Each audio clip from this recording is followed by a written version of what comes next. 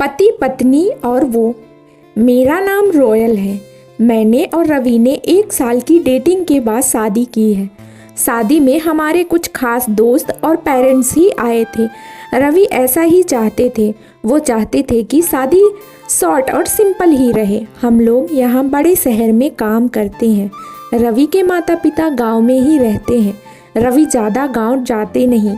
जब कभी mummy papa को मिलना होता है तो वो हमें शहर में आकर ही मिल लेते हैं। हमने एक छोटा सा घर भी यहाँ लिया है, अभी ही लिया है। शादी के चलते मैंने अभी नौकरी छोड़ रखी है। हमारा घर रोड के साइड में ही है। खिड़कियों से रोड दिखाई देती है। हमारे किचन की खिड़की से भी रोड दिखाई देती है। रवि का ऑफिस का टाइम सुबह 9 बजे का है। सुबह मैं रवि के लिए खाना बनाती हूँ। अभी कुछ दिन मुझे खिड़की के बाहर एक लड़की दिखाई देती है। पता नहीं क्या देखती है। आज फिर मेरी नज़र खिड़की के बाहर गई, रोड के दूसरी तरफ। वही लड़की ज़्यादा उम्र की नहीं थी, लगभग 26 की होगी। हमारे घर की तरफ आज फिर से देख रही थी। पहले दिन मैंने सोचा कि कोई होगी, लेकिन वो 3-4 दिन से लगातार आती मुझे दिखाई दे रही थी। मैंने मन में सोचा कि जाकर उससे बात करूं। शायद किसी और का घर समझकर हमारे घर की ओर देखती रहती होगी। सुबह रवि सोए हुए थे। वो फिर वही दूर खड़ी दिखाई दी। इस बार मैं बाहर गई। मुझे अपनी ओर आता देख वो घबरा गई। मैंने उसे पूछा, क्यों, आपको क्या परेशानी है? आप किसे ढूंढ रही हैं? वो घबराई हुई बोली, रवि यहीं रहता है। मैंने बोला, हाँ। आप कैसे जानती हैं? वो इतना सुनकर घबरा कर चली गई। मैंने पीछे से उसे आवाज़ दी पर उसने सुना नहीं। मैं अपने घर में वापस आ गई। मेरे आने पर रवि उठ गए थे। पूछा, कहाँ गई थी तुम? मैंने बोला, पता नहीं, एक लड़की है, वो हमारे घर की तरफ देखती रहती है। मैंने जब जाकर उससे पूछा तो तुम्हारा नाम भी जानती है। तुम किसी गोरी सी सुंदर लड़की को जानते हो? रवि यह सुनकर भड़क गए। बोले, पागल हो क्या? कोई भी बोलेगा और तुम मान लोगी क्या? लेकिन यह सुनने के बाद रवि के चेहरे का रंग जरूर उड़ गया था। मेरे भी दिमाग में कुछ कुछ चलने लगा। रवि जब शाम को आए तब मैंने इस विषय में कोई बात नहीं की। अगले दिन मैं सुबह उठी तो रवि पहले से ही उठ गए थे। मैं किचन में गई तो किचन की खिड़की लगी हुई थी और बड़ी मुश्किल से खोलने पर खुलती थी। मैं कोशिश कर रही थी लेकिन ऊपर वाली कुंडी मुझसे नहीं खुली।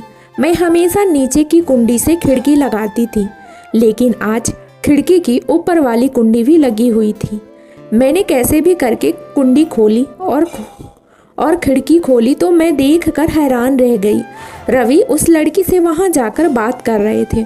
वो उस पर चिल्ला रहे थे और गुस्सा हो रहे थे। लड़की रो रही थी और रवि ने उसे उंगली दिखाकर जाने को कहा। यह सब देखकर मैंने खिड़की बंद कर दी ताकि रवि को लगे नहीं कि मैंने उसे यह करते नहीं देखा। रवि फिर घर में आ गए। मैंने ऐसे जताया जैसे कि मैंने कुछ देखा ही नहीं है। अब मुझे ना जाने कैसे कैसे ख्याल आने लगे। रवि मुझसे क्या छिपा रहा है? मैंने रवि से शादी करके कोई गलती तो नहीं की? आखिर वो लड़की कौन है और रवि उस पर इतना गुस्सा क्यों हो रहे थे? रवि के जाने के बाद मैंने रवि के सारे दोस्तों को, जिन्हें मैं भी जानती थी, उन्हें फ़ोन किया, लेकिन किसी को भी उस लड़की के बारे में नहीं पता था। मेरी समझ में नहीं आ रहा था कि हो क्या रहा है। रवि से पूछना चाहती थी लेकिन मुझे पता था कि वो झूठ ही बोलेगा। उसके बाद मैंने उस लड़की को घर के आसपास नहीं देखा। यह सब सोचते सोचते मेरी तबीयत बिगड़ने लगी। रवि मुझे बोलता था कि क्या हुआ, अपना ख्याल रखो, डॉक्टर के पास जाओ, लेकिन अब मुझे उसकी बातें बिल्कुल अच्छी नहीं लग रही थी। एक दिन जब मेरी हालत ज़्यादा ख़राब हुई तो मैं ऑटो लेकर पास के बड़े अस्पताल गई। डॉक्टर से अपनी दवाई लेने के बाद अस्पताल के पार्क में बैठी थी। अस्पताल में मुझे वो लड़की फिर दिखाई दी। उसे देखते ही जैसे मेरी बीमारी पता नहीं कहाँ भाग गई।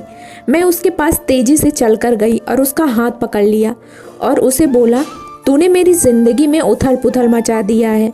बोल, उस दिन क्या बात कर रहा था रवि तुझसे? क्या रिश्ता है तेरा मेरे पति से? फिर उसने मुझे जो बताया सुनकर मुझे लगा कि मेरा पति ऐसा है। उसने इतनी बड़ी बात छुपाई मुझसे। शाम को रवि जब आए तब उस लड़की को अपने घर में देखकर चौंक गए। मैं भी उसके पास ही बैठी थी। रवि उसकी तरफ देखकर बोले कि अच्छा, तो तूने इसे सब बता दिया? मना किया था ना दूर रहने को मेरी फैमिली से। मैंने बोला, रवि शर्म करो तुम, इतने कठोर कैसे हो सकते हो? अपनी सगी बहन की मदद नहीं कर रहे हो। वो लड़की संध्या थी, रवि की सगी बहन। उसने अपने पसंद के लड़के से शादी कर ली थी, इसलिए रवि और उसके परिवार ने उससे सारे रिश्ते तोड़ दिए थे। रवि ने कहा कि मेरी कोई बहन नहीं है। मैंने कहा, इसका पति अस्पताल में है, इसे रुपयों की ज़रूरत है। बहन नहीं तो इंसानियत के नाते ही तुम्हें इसकी मदद करनी थी। और अपनी पसंद की लड़की से शादी तो तुमने भी की है, फिर जो नियम इसके लिए हैं तुम्हारे लिए क्यों नहीं है? मुझे पता होता तुम ऐसी सोच वाले हो तो मैं तुमसे कभी शादी नहीं करती। जिसको बहन के आंसू नहीं पिघला सके, उस आदमी के सीने में दिल नहीं हो सकता। इतना कहकर मैं अंदर से अपने सारे गहने लिए और संध्या के साथ जाने लगी। हमें जाते देख रवि फूट फूट कर रोने लगा। संध्या भी उन्हें देख रोने लगी। रोते हुए रवि बोले, हमने इसे बहुत प्यार दिया। पापा ने, मम्मी ने, मैंने रानी बनाकर रखा इसे, और यह ऐसे ही एक दिन बिना बताए घर से चली गई। हमारा प्यार तूने नहीं देखा। इसके लिए मैं रात भर रोया कि कहाँ होगी, कैसी होगी मेरी बहन। तब इसे भाई और पापा की याद नहीं आई। अरे मुझसे कहती, तुझे क्या करना है, ऐसे ही चली गई थी ना, अब क्यों आई है? बहन भी बोली, भैया मुझे लगा आप लोग नहीं मानेंगे। उन दोनों भाई बहन को रोते देख मेरी आंखें भी भर आई, पर आंसू के साथ जैसे सारे गिले शिकवे खत्म हो गए। वो खुद अस्पताल गए संध्या के साथ। मम्मी पापा को भी बुलाया। दोनों ने बेटी को बड़े प्यार से गले लगा लिया। अब अस्पताल में संध्या के पति की हालत बहुत अच्छी है। डॉक्टर ने कहा कि जल्दी डिस्चार्ज हो जाएंगे। रवि की आंखों में मुझे एक अलग सुकून अब देखने को मिल रहा है। रवि ने संध्या को कहा, अब कुछ करेगी तो माफ़ नहीं करूँगा। हमेशा मेरी प्यारी बहन बन के रहना। जो भी हो मुझे बताना। जिंदगी बहुत छोटी है। आपके अहंकार में इतना सुकून नहीं है जितना कि माफ़ कर देने में है। एक बार करके देखिए, ज़िंदगी बदल जाएगी दोस्तों।